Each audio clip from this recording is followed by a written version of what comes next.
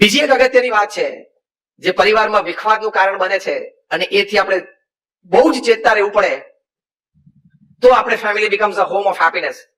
એ તમારું social media. Again I am not against social media. એનાથી connectivity ખૂબ સારી છે, સંદેશાની આપલે ફાસ્ટ થઈ શકે છે, કોઈને કંઈ જરૂરિયાત હોય તો ગ્રુપમાં મેસેજ મૂકે તો મદદ બહુ જલ્દી મળી શકે છે. આ બધા જ એના ખૂબ લાભ છે. I am not against it, even I use it, but you have to keep your senses under control.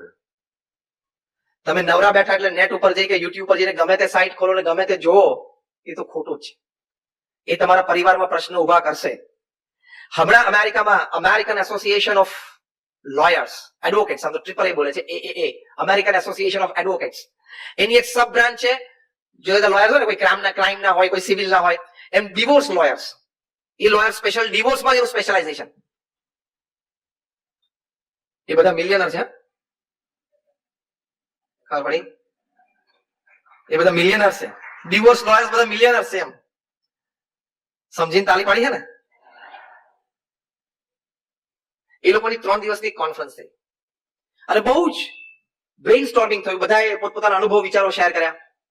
એનું એક કન્ક્લુઝન પેપર તૈયાર થયું. એમાં એક વાત લખવામાં આવી કે જે યંગ કપલ્સ છે in the age group of 25 to 40, 25 થી 40 વર્ષની વચ્ચેનું જે એજ ગ્રુપ છે, એ જે બધા કપલ્સ છે, એમાં ડિવોર્સના છૂટાછેડાના મુખ્ય કારણો શું છે? તો મુખ્ય કારણમાં એક મોટું કારણ નક્કી થયું, over exposure to social networking sites. Social networking sites તમે ઓપન કરો એટલે તમારે જાત જાતની વ્યક્તિઓ સાથે સંબંધો શરૂ થવાના.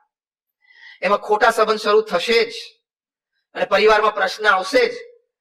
તારા ઘરમાં 5 જણા જેનું નેટવર્કિંગ સરખું ગમે પેલા, અને એ સિવાય નજીકના 5, 10, 15 જેનું નેટવર્કિંગ ગમે, તે કોઈ રશિયામાં બેઠો બ્રાઝિલમાં બેઠો, એ જો તારે શું ચેક કરવાની જરૂર છે? તું નથી એને ઓળખતો, તારે નથી જિંદગી ગુજારીને મળવાનું છે ને બધા. અને એકચ્યુઅલી તમને એ વ્યક્તિનું બેકગ્રાઉન્ડ ખબર નથી, એ ક્રિમિનલ છે કે નહીં તમને ખબર નથી, એને તારા જેવા 17 ને છેતરી નાખ્યા છે કે નહીં તમને ખબર નથી, અને ઘણી વખત એ પુરુષ છે સ્ત્રી છે તમને ખબર નથી. હા કે ના બોલો?